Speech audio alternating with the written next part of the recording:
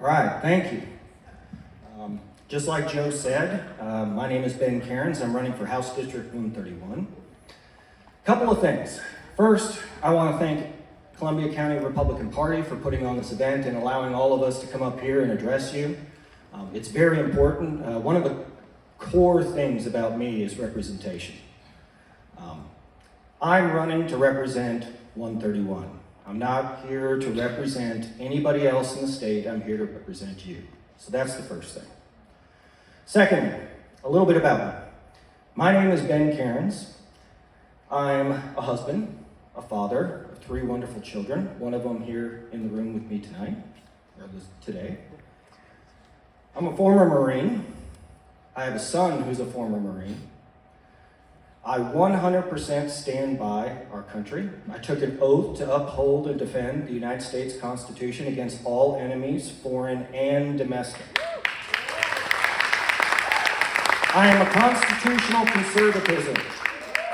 I don't say that lightly. I'm a professor. I teach government. I study the Constitution. I know the difference between federal powers and reserved state powers. One of my core things as your representative would be to defend Georgia against the encroachment of federal policy.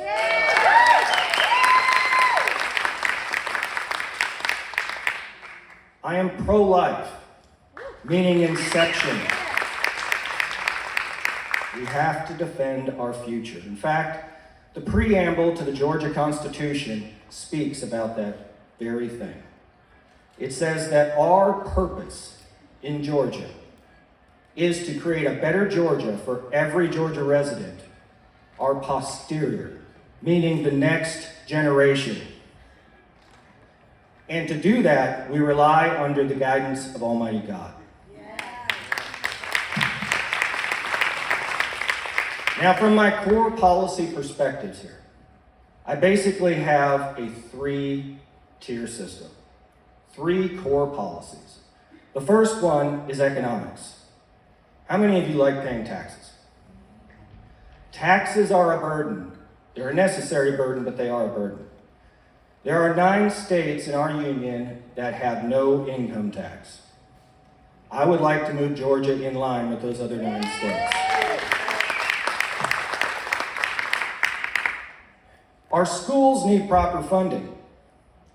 And I think it's proven that the millage rate is not the best way to do that. Property values go up, property values go down. Areas that have depressed property values don't have as much money for their schools.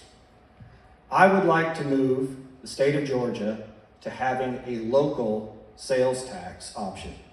Tennessee is a perfect example of this, and I realize Tennessee is about 50% of our GDP and about 50% of our budget.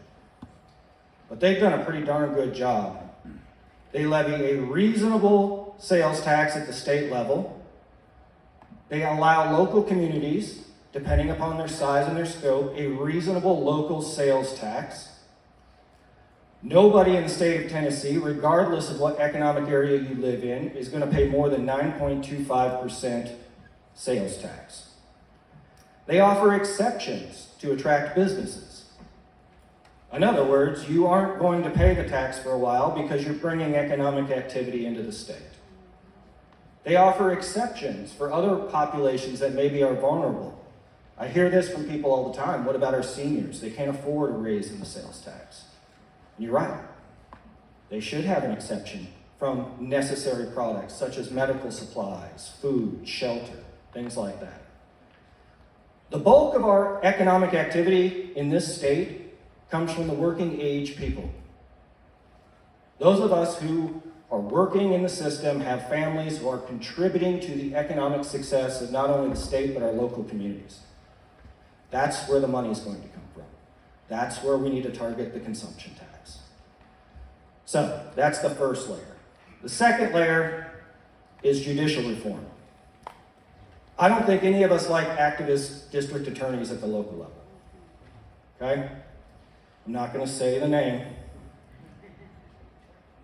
But I would like to move so that the state of Georgia has the authority under the Georgia Attorney General to make recommendations to remove local district attorneys, and have a simple majority vote in the General Assembly to remove them to allow a new election to happen in those local communities. A simple commission at the state level is not enough. We need the Attorney General for the state to head that up. And lastly, education. A lot's been talked about education here. We need to get back to the basics, reading, writing, and arithmetic. We need to keep social movements and social justice out of our schools. There is a place for that. We need to keep biological sports under the two biological genders that we have always had. Now that does mean that there will be Georgians that don't get to participate for their own life choices.